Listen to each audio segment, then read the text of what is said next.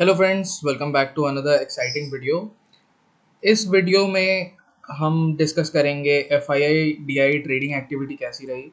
उसके बाद हम डिस्कस करेंगे US30 जो कि डाउ फ्यूचर्स होता है, उसमें क्या ट्रेंड बन रहा है।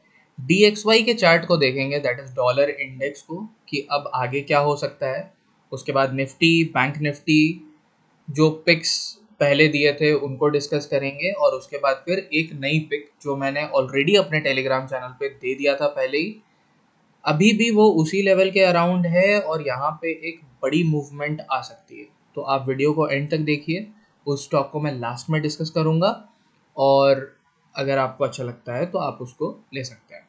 रेगुलर अपडेट्स के लिए टेलीग्राम चैनल से ज्वाइन करिए, फ्री जो चैनल है, उसमें कोई चार्जेस नहीं है, कुछ भी नहीं है। मैं कोई भी पेड सर्विस रन नहीं करता हूँ, ये आपके भले के लिए है बस। ठीक है, डाउ का ये चार्ट, अब यहाँ पे कुछ लाइंस मैं हटा देता हूँ तो आपको समझने में इजी हो जाएगा। सबसे पहले हम इसके लाइन चार्ट को देखते हैं।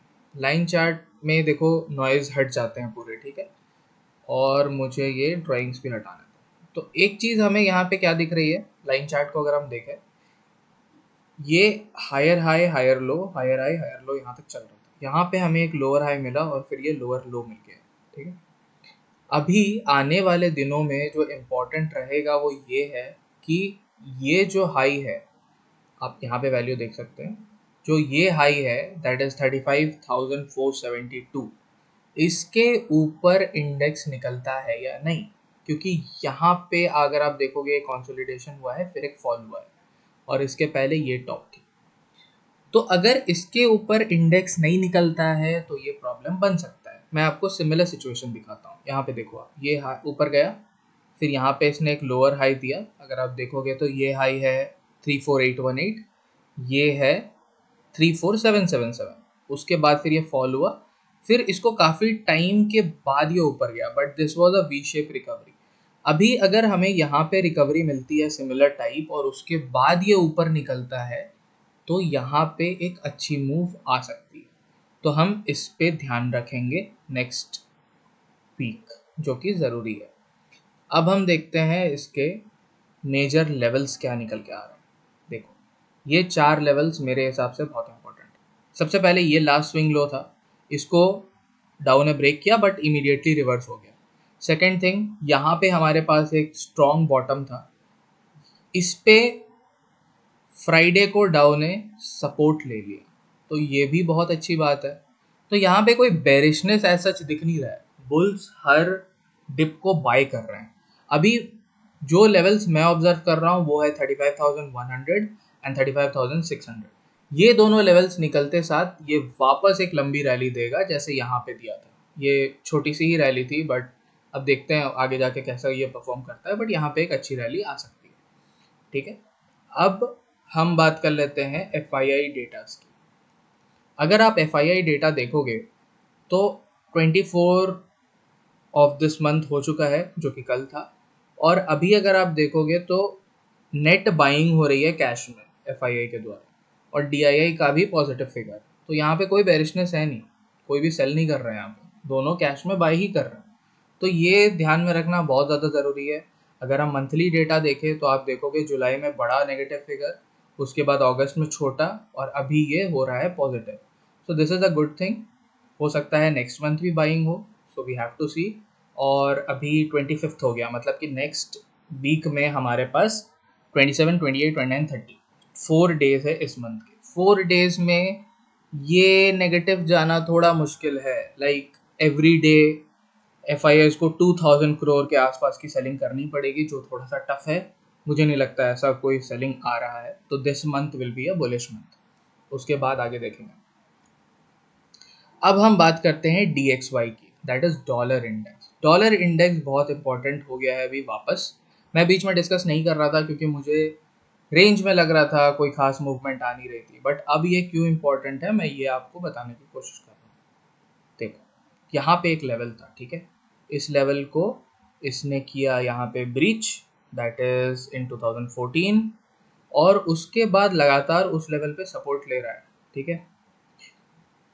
जिनको भी पता नहीं है उनको मैं बता दूं कि डॉलर की वैल्यू अगर बहुत स्पीड में बढ़ने लगे या बहुत ज़्यादा बढ़ने लगे तो उस टाइम पे इंडियन मार्केट या इमर्जिंग मार्केट में थोड़ा प्रेशर आ सकता है, क्योंकि डॉलर की वैल्यू अगर बढ़ेगी तो रुपये की वैल्यू गिरेगी।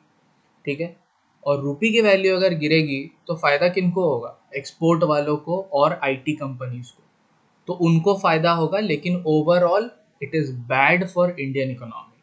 तो अगर ये बहुत ज़्यादा स्पीड में बढ़ने लगे तो वो प्रॉब्लम का कारण है। अभी देखो, डॉलर इंडेक्स का जो ब्रॉड रेंज है वो है 88 से 102 तक। अब एक क्लोज़र लुक लेते हैं कि इसमें क्या हो सकता है।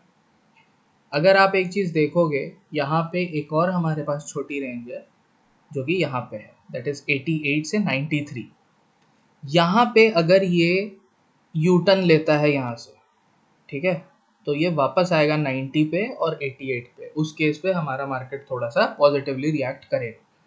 लेकिन अगर ये इसके ऊपर जाके सस्टेन करने लग जाए तो फिर ये 100 की तरफ भी जा सकता है, ये 98 के लेवल और 100 के लेवल तक। तो अभी ये kind of our par level पे है, तो इस पे थोड़ा सा नज़र हम बनाएंगे। डेली मॉनिटर करने की ज़रूरत नहीं है, वीकली मॉनिटर कर सकते हैं और लेवल्स को याद रख सकते हैं। लाइक 98 अगर आप देखो तो थोड़ा केयरफुल हो जाना, अगर आप 88 देखो तो थोड़ा सा बुलिश हो सकते हो वहाँ पे, ऐसे टाइप। ठीक है, अब निफ्टी की बात करते हैं। देखो निफ्टी में चार्ट, मतलब अगर आप देखोगे तो ये खतरनाक टाइप से बुलिश है। यहाँ पे इसने रेंज बनाया, ऊपर गया, फिर रेंज बनाया, फिर ऊपर गया, फिर इसने यहाँ पे बेस बनाया, ऊपर गया। तो ये जो बेस बनाते बनाते जा रहा है ना, इसको ब्रेक करना बहुत डिफिकल्ट है। ठीक है, कोई भी चीज़ अगर इस तरीके से सीधे जाए, ठीक है, तो वो फिर गिरेगा भी इसी तरीके से। लेकिन अगर कोई चीज़ ऐसे करके जाए, इस तरीके से, तो ये क्या कर रहा है? ये सपोर्ट बनाते जा रहा है। ठीक है, और वही चीज़ हो रहा है इसमें। अगर आप देखोगे निफ्टी में, ये सपोर्ट बनाते हुए जा रहा है। आप देखो यहाँ से फॉल आया, इसने यहाँ सपोर्ट ले लिया, फिर इधर से जब यहाँ से जब फॉल आया था फिर इसने सपोर्ट ले लिया था। तो अभी के लिए निफ्टी में आप मेरे हिसाब से बेरिश मत होना। ठीक है, बेरिश होंगे हम यहाँ पे, और यहाँ पे बहुत बड़ी फॉल भी आएगी, करेक्शन भी आएगी, लेकिन अभी वो टाइम नहीं है। तो टाइम से पहले हीरो क्यों बनना है?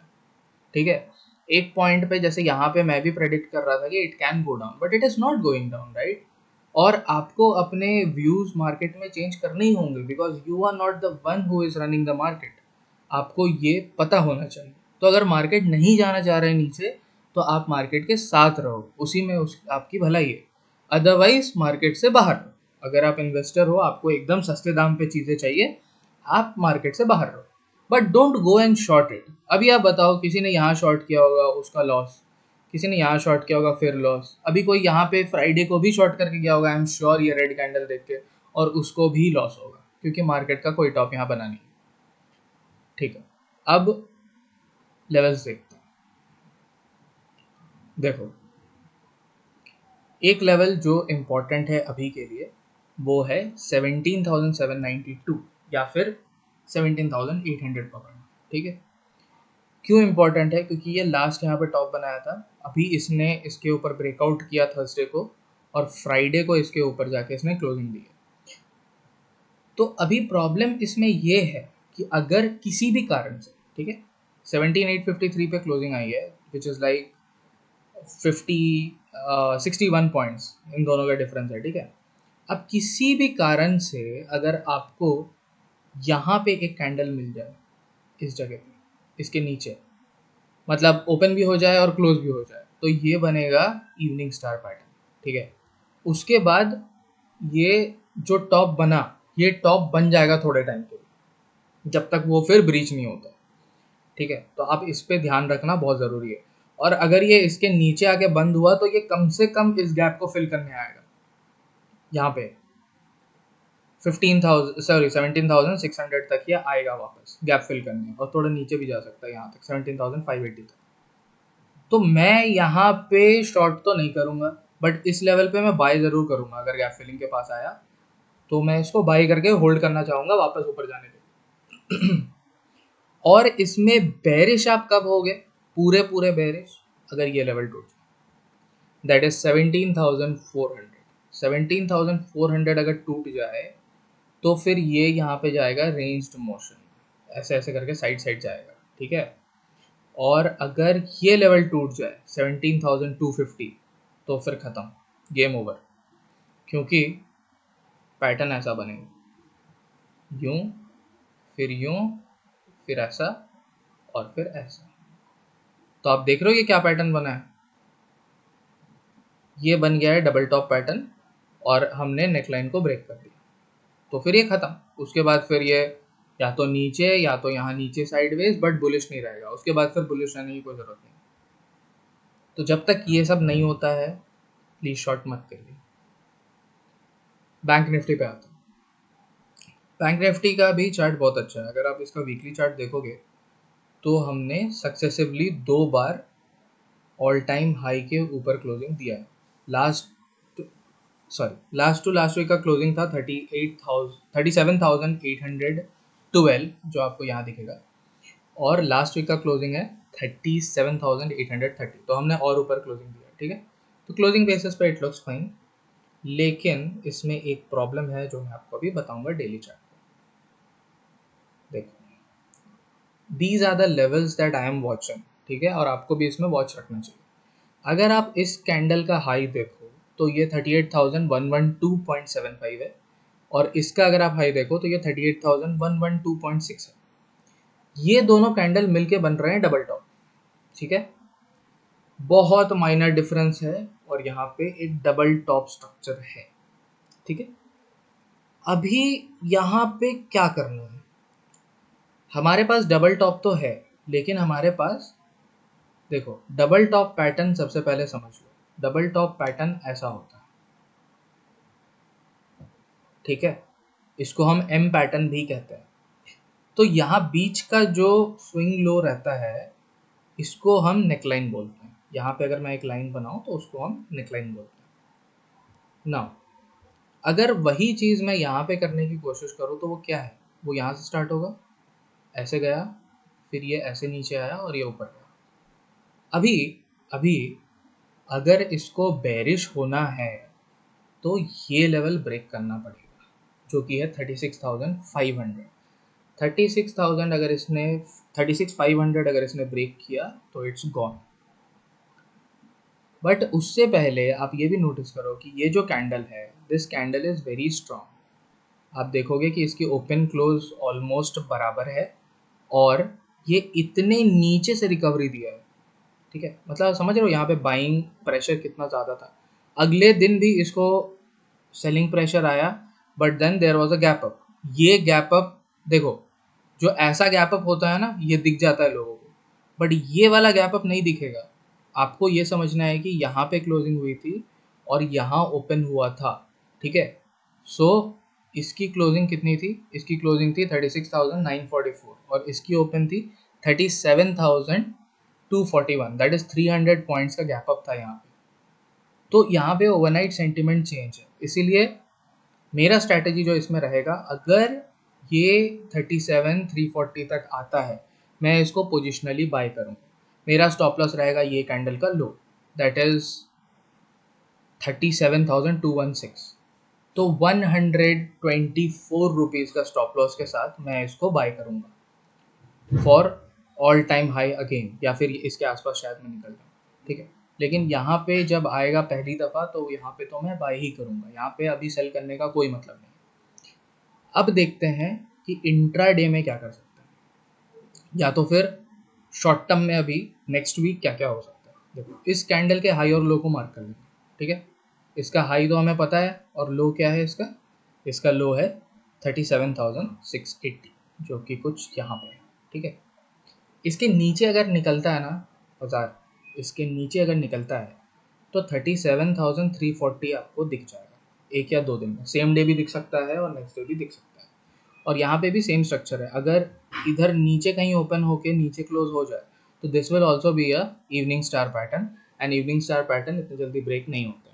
तो इवनिंग स्टार पैटर्न के हिसाब say that will be a bearish formation, और वो आपको ध्यान रखना पड़ेगा।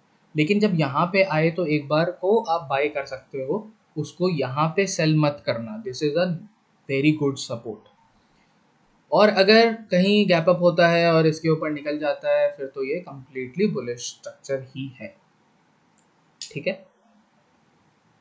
तो अभी के लिए आप इन लेवल्स पे ध्यान रखो। कौन से लेवल्स? 38,112, 37,680 और 37,340। ये 3 लेवल्स पे ही काम करना अगर आप पोजिशनल प्लेयर्स हो।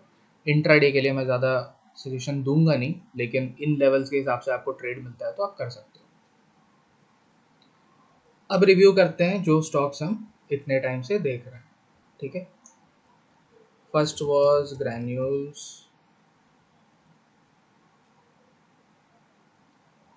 देखो ग्रैन्यूल्स में अपना स्टॉप लॉस अभी तक हिट नहीं हो रहा है। अपना स्टॉप लॉस है 295, ये हिट नहीं हो रहा है। ये कंसोलिडेट करता जा रहा है करता जा रहा है, तो मैं तो इसको होल्ड कर रहा हूँ फिलहाल। लेकिन अगर आपको लगता है कि पेशेंस बहुत ज़्यादा टेस्ट कर रहा है कुछ, तो आप इससे एग्जिट कर सकते हो। But I am still looking for target of 420 and 440, तो मैं इसको फिलहाल के लिए होल्ड कर रहा हूँ। Next was Goa carbon. Goa carbon अगर आप देखो तो गोवा कार्बन ने स्टॉप लॉस हिट कर दिया है। ये था स्टॉप लॉस और इसने हिट कर दिया है। ठीक है, तो गोवा कार्बन से आप एग्जिट कर जाओ। मंडे को आपको जो भी प्राइस मिले, हल्का फुल्का गैप अप भी मिले, तो वहाँ से आप एग्जिट कर जाओ। इसने स्टॉप लॉस हिट कर दिया है। ठीक है, next is Ganesha. Ganesha ecosphere में अगर आप देखोगे तो इसमें हमारा स्टॉप लॉस ये लाइन था, दैट इज 479। वो हिट नहीं हो रहा है, वहाँ पे बार बार जाके बाइंग हो रही है, तो यहाँ पे होल्ड है, इसमें कुछ नहीं करना है। ग्लेनमार्क फार्मा में थोड़ा सा प्रेशर चल रहा है, बट अगर आपको याद होगा तो मैंने बोला था कि जो भी थोड़े रिस्क टेकिंग इन्वेस्टर्स है वो यहाँ का स्टॉप लॉस लेके इन्वेस्ट करें। मैं खुद 440 के स्टॉप लॉस से इसमें इन्वेस्टेड हूँ, और अगर आप देखो तो हमें एक हैमर मिला है लास्ट वीक, तो अब इस हैमर के लो पे भी आप अपना स्टॉप लॉस रख सकते हो। अगर आपको इतने नीचे नहीं रखना है तो इस हैमर के लो पे भी रख सकते हो, because it looks like a low formation. ठीक है, तो लो का, इसके लो को आप पकड़ो और इसको होल्ड करो, अगर टूट जाए तो निकल जाना। और बाकी जो लोग रिस्क एवर्स हैं उनको मैंने यहीं पे एग्जिट करा दिया था 450 पे, सॉरी 550 के आसपास। तो 550 के आसपास आप एग्जिट किए हो तो आपके पास ये वैसे भी नहीं होगा। And last stock is Borosil renewables. तो अब अगर बोरोसिल रिन्यूएबल्स देखो तो इसका भी हमारा स्टॉप लॉस यहाँ नीचे था, वो हिट नहीं हो रहा है, ऊपर सस्टेन नहीं कर रहा है, लेकिन it is time to consolidate in this range. Consolidate करने दो, कोई प्रॉब्लम इसमें भी नहीं है। अगर आप इसका लाइन चार्ट देखो तो इसके लाइन चार्ट में आप देख सकते हो कि ये higher low higher high formation में जा रहा है, और इस हाई को टेक आउट करेगा तो फिर नेक्स्ट राउंड ऑफ मूवमेंट इसमें आएगा। अब एक पिक मेरे तरफ से, ये है अडोर वेल्डिंग। ठीक है, अडोर वेल्डिंग जो है इसमें क्या इंपॉर्टेंट है मैं आपको बताता हूँ। सबसे पहले स्टॉक के स्ट्रक्चर को समझते हैं। आप अगर देखोगे ये हमेशा कंप्रेस करता है फिर एक ब्लास्ट देता है, फिर कंप्रेस करता है फिर ब्लास्ट देता है। अभी ये क्या कर रहा है? अभी यहाँ पे अगर आप देखो तो ये वापस कंप्रेस हो चुका है। मूविंग एवरेजेस अगर आप देखो तो मूविंग एवरेजेस अलाइन हो गए हैं, ये दोनों मूविंग एवरेजेस के ऊपर क्लोजिंग दे रहा है। ठीक है, नीचे अगर आप देखोगे तो बार बार इसमें बाइंग हो रही है। ये देखो, ये पहला लो पे बाइंग हुआ, यहाँ पे फिर से बाइंग हुई, और ये कैंडल्स देखो, ये कैंडल्स इग्नोर नहीं कर सकते, बड़े बड़े कैंडल्स हैं। यहाँ पे देखो, फिर यहाँ पे भी बाइंग हुई, और ये रिलेटिव वॉल्यूम बाकी सबसे ज़्यादा है। और इधर अगर आप देखो तो यहाँ पे भी green candles are more in the volume part then the red candles, मतलब इसमें बाइंग प्रेशर तो है। मूविंग एवरेजेस मैं क्यों यूज़ कर रहा हूँ? मूविंग एवरेजेस यूज़ कर रहा हूँ बस बताने के लिए कि ये अपने एवरेज प्राइस से ऊपर चल रहा है। Even if it is an sideways kind of motion, ये अपने एवरेज प्राइस से ऊपर चल रहा है, और ये ट्रेंड लाइन है जिसमें ये कंप्रेस हो रहा है। एक बार इसका वीकली चार्ट देखते हैं। देखो, अगर आप वीकली चार्ट इसका देखोगे तो ये यहाँ से एक रैली आई, यहाँ पे ये काइंड ऑफ पॉज कर रहा है, और अभी ये वापस स्टार्ट होने की तैयारी में है। अगर आपको याद होगा तो इंडिया मार्ट में हमने कुछ ऐसा स्ट्रक्चर देखा था जिसमें बार बार ये शेकआउट्स हो रहे थे, और उसके बाद फिर वो जब निकला तो किसी का हाथ नहीं आया। ठीक है, तो यहाँ पे ये चीज़ हो सकती है। सेकेंड पॉइंट इज, ये जो इस लेवल पे रेस्ट कर रहा है, this level was previous high of 2017। तो उस हाई को ये अभी तक तो ऑनर कर रहा है। हर हफ्ते यहाँ पे आप देखोगे तो लगातार बाइंग हो रही है, and I am expecting a breakout next week या फिर max to max next to next week, ठीक है। तो ये स्टॉक आप कंसिडर कर सकते हो। मैंने ऑलरेडी इसमें इन्वेस्ट किया हुआ है और मैंने ये अपने टेलीग्राम ग्रुप पे भी दिया था, आप उसमें ज्वाइन कर सकते हैं, आपको रेगुलर अपडेट मिलेगा और वो पेड नहीं है, वो फ्री चैनल है, मैं कोई पेड सर्विस रन नहीं करता।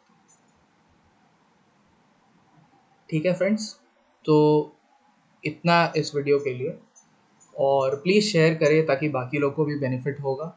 एंड लाइक द वीडियो, आप लोग आके देख के जाते हो, वीडियो में व्यूज़ तो अच्छे आ रहे हैं बट लाइक्स नहीं आ रहे, तो प्लीज़ लाइक करें। यूट्यूब का एल्गोरिदम ऐसे काम करता है कि अगर आप लाइक करेंगे तो वो ज़्यादा लोगों तक पहुँचाएगा, ठीक है। Thank you so much.